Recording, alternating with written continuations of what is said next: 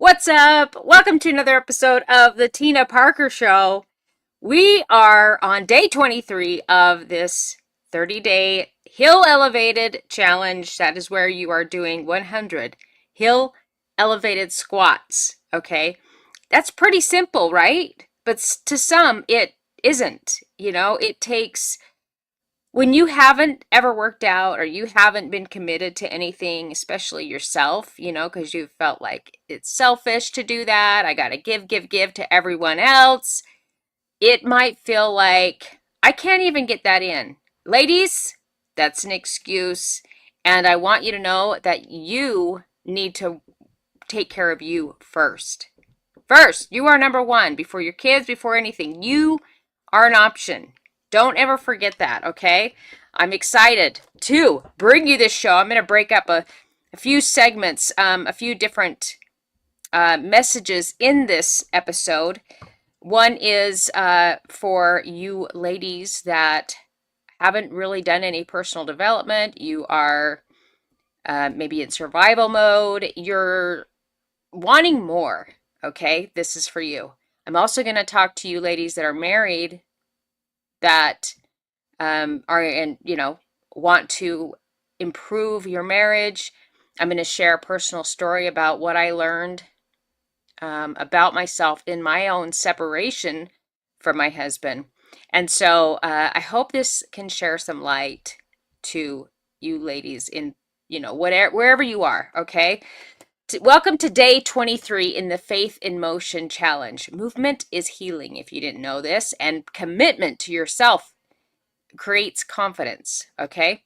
Today we're talking about something women struggle with more than anything: boundaries. Not emotional walls, not manipulation, boundaries.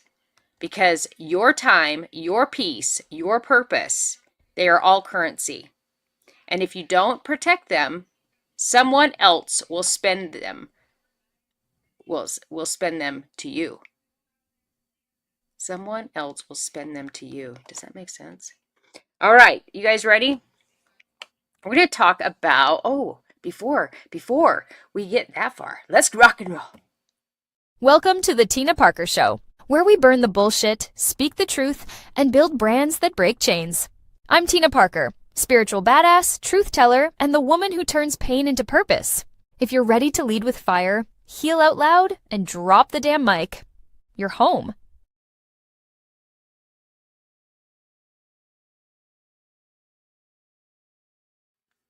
And we're back. Welcome to this episode. Why boundaries equals wealth.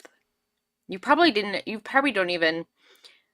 never heard that. Your parents didn't talk about things like that. Maybe they did. If you did, you had incredible parents. Your life is built by what you allow. Your wealth is built by what you refuse. We're going to dive deeper into that so you can kind of understand where I'm coming from. People with weak boundaries, okay, they operate from a reactive mind. They say yes from guilt. I don't want to tell them no because, a lot of us are overgivers. You know what I mean? Fear, insecurity, or the desire to be liked. There's a ton of women I know that don't want to say no because they have a strong desire to be liked. Successful women say yes from alignment. So if it aligns with you and your purpose, your goals, think of the bigger picture, okay? If it aligns with that and has purpose and there's clarity, then a successful woman would say yes. Here's a real life example. The woman overwhelmed, burned out, drained, not because Yahweh assigned it, or God, the creator, assigned it, but because she said yes when she should have said no. Okay, there's a lot of women, especially if you are currently a single mom, maybe you were in a separation, a divorce. I don't know where you're at, okay? But I know that I've been there, and I know I've been the woman that has overgiven, not even thinking to my bigger purpose. You know what I mean? Or had clarity. I said yes to pretty much everything. there was a time I did that. Okay. And I got better at saying no to things once I learned better. Um, Discipline. Okay. I talk a lot about discipline because it's important. It gives you freedom to say no to a lot of things, freedom to say no to whatever, whatever you, that doesn't, there's no alignment. Okay. Discipline is choosing what matters over what distracts. There's people that are going to try and pull you away from your purpose. Okay. That's devil work, or your calling, or what you really want in life. Let's just say that, what you really want in life. And some people don't even take the time to even think about what they really want in life. That's why it's good to have a mentor or a coach. All right, the cost of saying yes. Every yes has a cost. And if you don't count the cost, you'll live in debt emotionally, not cash debt, but it could be, but emotionally, spiritually, physically, and financially. Every time you say yes, you have to make sure it aligns with what you really want in life. Because if not, there's going to be a cost to these other areas. Okay. Saying yes to overtime, but no to your health. So you work somewhere and they're like always asking you to work overtime, and you're a giver, you always say yes. And then so you never have time to go and work out. You're exhausted. When you prioritize yourself, you don't have a problem working overtime. But as long as I can, take care of myself first and my responsibilities, or, my bigger purpose, then it's cool. But if not, I'm not going to give up my health. My number one, health is wealth. I'm not going to give that up for overtime. Does that make sense? Saying yes to a man, but no to your self-respect. Okay, maybe you say yes to a man because you want to be loved, but then you show disrespect to yourself, because being loved is being loved by yourself. Through you can and people will love you more when you actually say no to them. Wow, that's mind-blowing, right? It shows when people see that you have self-respect for yourself, they are going to love you more. It's true. They'll respect you more. Saying yes to family drama, but no to your mission, what you really want in life, right? Say the family drama is going on, and you are just getting all caught up, and before you know it, you've spent 2-3 hours in this family drama. You don't need that shiz. Okay. Saying yes to everyone's crisis, but no to your own desires, your own calling, your own purpose, your own, what you want. You got to think about that. And if you don't know what you want, you got to find a coach, find someone that aligns with you. You can message me. Okay. The psychology of a strong woman. Women with strong boundaries are not mean. It's not being mean. Okay. They're just they're masterful. They're strategic. They they just say, hey, like, I've got this. I'm happy to help you later. Or but these are my priorities. If it works out when I have some spare time, I'm happy to help you. People are like, dang, she's like really committed to her health. She's really committed to reading and learning new things. She's really committed to a bigger plan. And it makes them think. You know what I'm saying? It makes them think, man, maybe I'm not doing that. Okay, so here's some traits of a strong woman. She has clear emotional regulation. There's no guilt around no. Able to disappoint others without losing themselves. Able to prioritize purpose over feelings. Okay? Don't worry about other people's feelings when it goes against everything that you're working towards. The inner mechanics of it, okay? She's calm, logical, faith-led decision making. She has emotional clarity, identity-driven choices. So she knows who she is, and she is driven by her true identity, and she makes choices based on that. Let's talk about the spiritual side of boundaries, okay? God, which is a title, his real name is Yahweh, or the Creator, Source, okay? It's all in us. We are a piece of that. We are unique child of God. So we've got a piece of that. of Yahweh. Okay? He's not a God of chaos. He's a creator of order. Boundaries are driven structure. Do you think he would actually want you to suffer? Do you think he would want you to get caught up in the drama? Do you think that he would want you to give up on your goals, your identity? No, he has a plan for you. Okay? Spiritual truths. Your calling cannot thrive in clutter. Cluttered mind, cluttered actions, cluttered life. You got to get rid of the old to bring in the new. Peace requires pruning. You got to cut off all the dead ends. That means dead people, dead weight, things that are holding you back in life, drama, chaos, your peace, everything that takes away from you, your true identity, and what you want in life. Your purpose, your calling, your bigger dreams, your desires is going to require space.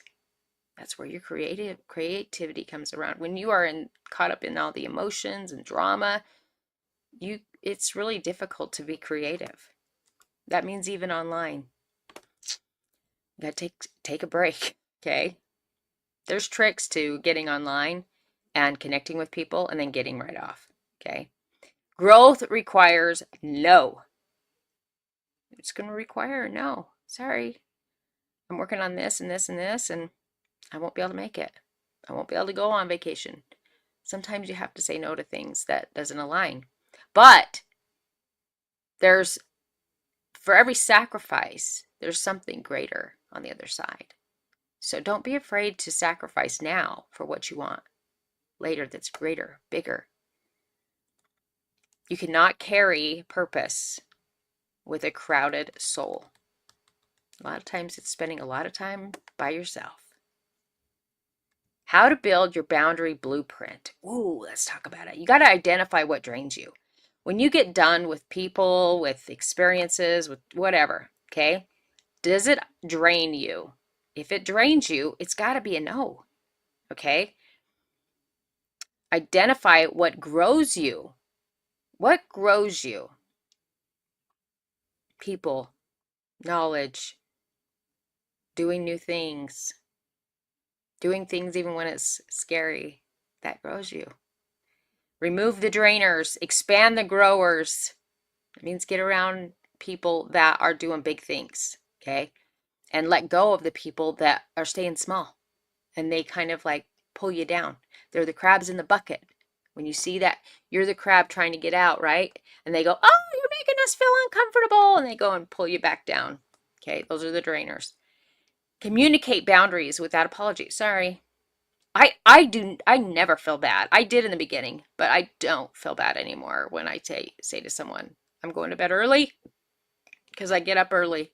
I want to make sure I get my sleep in, and I get up to go to the gym early. I had a granddaughter today. She asked me, "Why do you get up so early?" That's what winners do, folks. That's what winners do. All right? Maintain them without guilt. Maintain your boundaries without any guilt. I want to talk to you married women, okay? Because there's something, before we end this one, there's something that I learned, that there was a lot of things in my marriage that I did really well, okay? And then there's some things that I don't know, maybe the boundary thing, so it aligns with this conversation. So you got to stop. If you're married, you got to stop saying yes to everyone outside of your marriage. So this will kill your husband's desire, or he will feel neglected. Okay, you're not pouring into the relationship. This includes running errands for extended family. Are you doing that? Are you saying yes to all those things and you're going, oh, I can do that for you. I can do that for you. I can do that for you. And your husband is seeing you run all over town and doing all these things for everyone else. And what happens is your marriage suffers from that. Okay. Being the family therapist. I don't know if you guys are watching the real or the Secret Lives of Mormon Wives, but right now they're on season 3. And I caught, I watched a couple pieces, parts of it with my daughter yesterday. And one of the characters, women on there, her name is Jessie, and she's going through a difficult time in her marriage right now. She's cheated on him. She kissed a guy a couple times, and then she had an emotional affair, from what they're saying, an emotional affair for a couple of weeks. Okay, and so her husband is struggling with her, but so they're kind of taking a separation, but to work on themselves. But then they're also, they are kind of doing some events together and spending some time together. Well, they go to this girl's birthday party, and rather than like sitting with her husband and showing him respect and um like showing him, especially during this difficult time, showing him that she does love him, that he is important to her, that she respects him, she's thankful that he joined her, to this event, she got caught up in drama. So she sits away from him and she's going on and on and on trying to fix someone else's issue with their relationship, or someone's mad that they invited a different guy, someone's ex-husband. And so you can learn a lot by watching some of these things, not what. And so her husband was like, I can't do this. I cannot sit here and watch her get caught up in this drama. And so he called a friend and had him pick him up. And so that's kind of the point. Like, if your husband sees that you're pouring into everyone else and not the relationship, you're not making him a priority. Especially if he works all day, he pours into other people. And then when you get time together, you got to show them that they're important, show them respect and everything. She was helping every friend with their drama. Okay. Over volunteering. That's another thing. Are you over volunteering? Maybe you're being available to everyone else 24/7. That is going to be a problem inside your marriage, because every yes she gives or you give outside of her home or your home becomes a no inside your home. Okay. So tell one person today, I'm not available for that this week. No explanation. You don't need to apologize. I'm not available for it. If anything, I think the good thing about that is it makes people think. Like, makes them think maybe I need to improve in these ways. Okay. Stop letting your day drain you before he gets home. So if she's running on fumes by 5, she has nothing left for her man that she loves when he gets home, especially if he's the sole provider.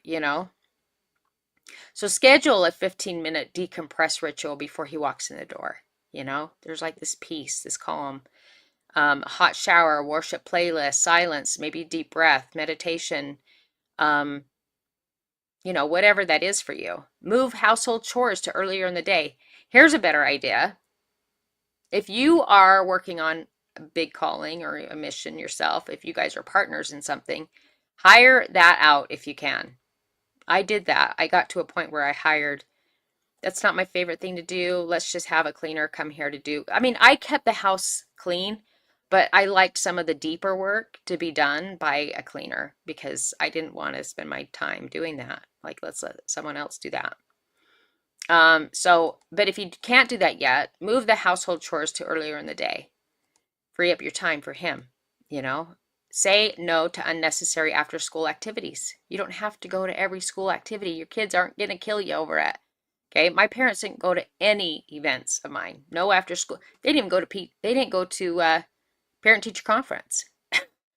Okay, your kids are going to be fine.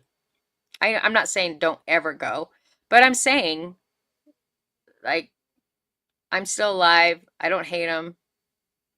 I think there was a time where I felt like you don't come to anything. I let it go. That was an adult. Like, it's cool. Like, I'm okay. She had her own, I don't know what she was doing. She probably didn't want to listen to her child was suffering, you know? I don't know. Or her child was not doing well. They kind of empowered us to be like little adults as a child. So it really helped us as we got older. We didn't have that We weren't dependent on them. We were more independent, and we didn't get upset over the small little things. Pre-plan dinner instead of panicking at 6 p.m. That's a good idea. Take a 20-minute walk outside before he gets home, because emotional regulation is marriage and maintenance. Stop carrying the whole household alone. You are not the maid, the manager, the therapist, the chef, the accountant, and the mother to a grown man. Healthy boundaries divide responsibilities clearly. Have a weekly roles and rhythm conversation. This is an area that we could have improved on. I tried to have conversations like, we need to get together, we need to have a meeting, and to where we talk about our roles and our bigger purpose and what we want to create together.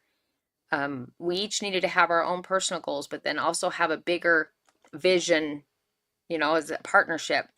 That he just didn't want to commit to something like that. He was, I don't know, maybe it was the timing. So here's a practical example. You handle the trash and the dishes. I'll handle laundry and carpool. Sundays we rest the house together, or we reset the house together. And that's, maybe Sundays are a great day to have your little meetup, your little huddle, to talk about, hey, this is what went really well, this is what didn't. This is where the communication is massive. Okay, if you're not communicating, I think you need to treat your partnership like you do like a business, and a business partnership. You have meetings, right? You guys talk about your goals, right? Well, I think a relationship is the same way. It's like a partnership. So what this will do is it removes any resentment, creates teamwork, and gives her back her energy to show up soft again. Women tend to get hard. They put up walls if they feel like they're unappreciated, right? And stop being available to everyone except him. Women don't realize sometimes we're doing this, but it happens. Women accidentally starve their marriage while feeding everyone else. Okay, what you could do is put her husband back on the priority list. Like actually in the top 3. Yeah, yourself, your husband. Practical. Your husband should come before the kids. I believe that. Okay, create a connection window every night. 10 to 20 minutes of cuddling, talking, or decompressing together. Maybe having fun, tickling, rubbing each other's backs, just, laughter. Oh, that's so good and so healthy. Stop tolerating chaos in your home and on your calendar. Chaos will eat at your femininity. Overscheduling kills intimacy. That's why if you're exhausted and you just aren't, you're going to be like, I'm too tired. Here's some boundary resets. Cancel the activities that add stress and not joy. Put a limit on kids' extracurricular activities. Set communication boundaries with in-laws and cut toxic friendships. You don't need them. They're toxic. Why do you want them? We're a one sport at a time family now. Peace is our new priority. You could start saying that. And here's another one that's really important. Stop ignoring your physical and emotional needs. A depleted woman cannot be a loving woman. A tired woman cannot be a sensual woman. And a resentful woman cannot be a connected woman. So here's what you can do. You get 7 to 8 hours of sleep. You hydrate. You move daily, even if it's 20 minutes. Get out early. Get up before the sun rises, okay? Eat foods that fuel you, not drain you. And have at least 1 hour a week that's just for you. And that's on top of these other things, okay? Put me time on the calendar and treat it like a legal appointment. Massage, gym, nails, reading, quiet, maybe your toes. Whatever recharges you makes you feel alive again. And stop letting your mind run on the reactive loop. When you are mentally overwhelmed, everything feels personal. That's where bitterness starts, resentment starts. Here's what you can do. You can ground your mind before responding. Practice faith over feelings. Sometimes we can get all caught up in our feelings, but let's look at our faith, okay, before we react. Use deep breathing to reset before reacting, and speak up instead of storing resentment. If we don't communicate and share, that's why I think the weekly cuddle huddle thing is so great, because you can share what went right, what went wrong, and you're talking about it in the moment. You're talking about it that week. You're not waiting for this resentment to build. That's how you create a solid relationship, a business, a team, all of those things. I'm feeling overwhelmed. Maybe this is what you would say. I'm feeling overwhelmed. I need a moment before we talk. This alone can save 90% of unnecessary fights. Men aren't drawn to exhaustion. Okay, men are drawn to your feminine energy. Okay, so let's talk about when you're not in your feminine energy, what that looks like. They're not drawn to exhaustion, irritability, or that like controlling martyr energy. Okay, they're drawn to lightness, softness, joy, play, and presence. Here's what you can do. Wear something you feel sexy in. Makes you feel alive. Put on a scent, light a candle that makes you feel like her. Turn on music while cooking. Dance. When they come home and they see you dancing and having fun, they want to join in on that. Maybe. But they look at you like, look at her. She's confident. Smile when he walks in. Not fake, but intentional warmth. They want to feel like they're welcomed. Rather, they might feel like they want to go back to work if you don't. Create fun moments, not just functional ones. That's where sometimes I feel like I got caught up in. I wasn't always like this, but there was times when I did put up walls and I spent more time just kind of focused on my things. And rather than, I think I forgot how to create the fun moments. You know what I mean? Here's an example. You can throw on music while making dinner and dance with him for 15 seconds. No words, just connection. This shifts the entire atmosphere. Maybe he's not much of a dancer, but you could just go up and hold him and, let me say it, grind on him, Go whisper in his ear, sweet nothings, things like that. Most wives aren't bitter because they don't love their husbands. They're bitter because they've betrayed themselves with weakness, guilt, and poor boundaries. And the moment you begin protecting your energy is the moment is when you become the husband that he can't wait to come home to. Isn't that so powerful? Like, think about it. Do you think about how you are when he gets home? Is that someone that is fun and he wants to come home to? Here's where I can be honest. I think we all have to take account of ownership, right? I say that. That's part of action.